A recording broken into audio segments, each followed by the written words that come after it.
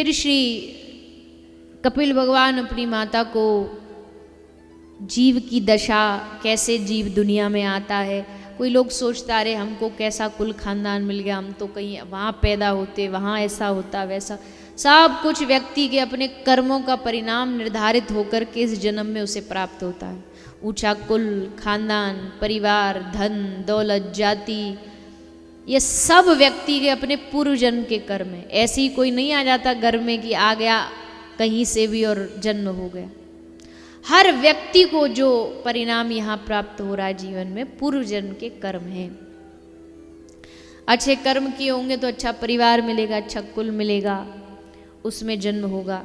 पर उसमें गति तो सबकी वही होनी है, चाहे कैसा भी कुल परिवार मिले, कैसा गांव समाज देश कुछ भी मिले, गति तो 9 महीने सबकी एक जैसी होनी है। 9 महीने जब गर्भ में जीव होता है, उसकी जो गति है वो सबकी एक जैसी है, चाहे वो पशु के गर्भ में भी हो, चाहे कोई मानव के गर्भ में। आप सोचो, एक छोटे से बंद कमरे में कोई 2 दिन भी हमें बंद कर दे, लाइट ना हो, उसमें कोई हवा पानी ना हो, 2 दिन में घबरा जाएंगे, अरे महाराज मर गए अब तो।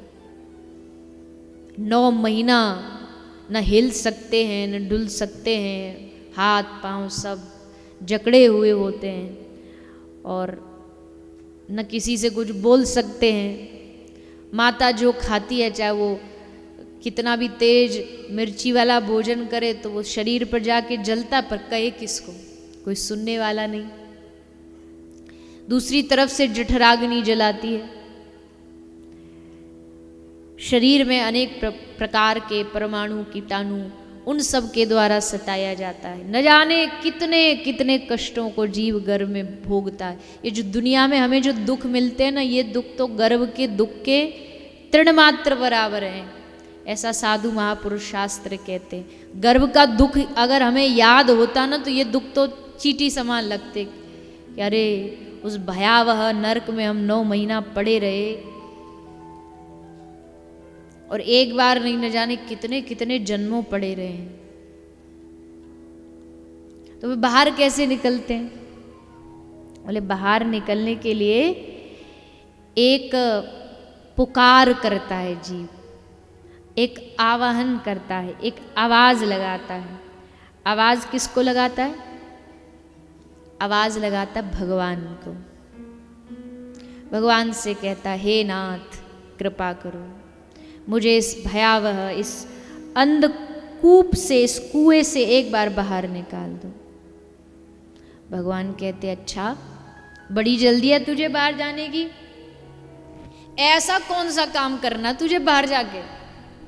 कौन सा तुझे बड़ा काम है जिसको करने के लिए तुझे बाहर जाना? तो पता है जीव क्या कहता है भगवान से?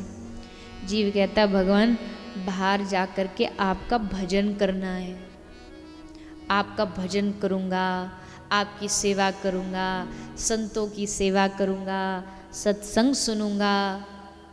बड़े बड़े भगवान से वादे करता है कि प्रभु भजन करूँ। भगवान कहते पक्का करेगा? जीव कहता हाँ महाराज पक्का करूँगा।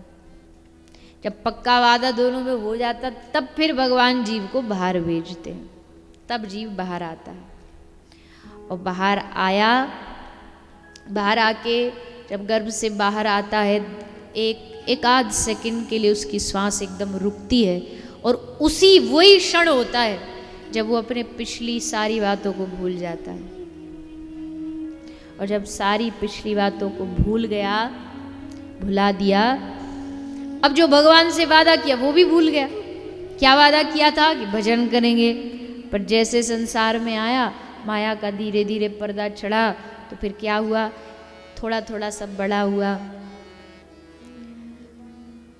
अब बचपन खिलौना खेल में चला गया, गाड़ी गुड़िया ये फलाना सब में खेले कूदे। फिर थोड़े से और बड़े हुए, पढ़ाई लिखाई के लिए भेज दिए गए। जाना तो नहीं था, धक्के मार मार के भेजे गए, जाओ पढ़ करके आओ।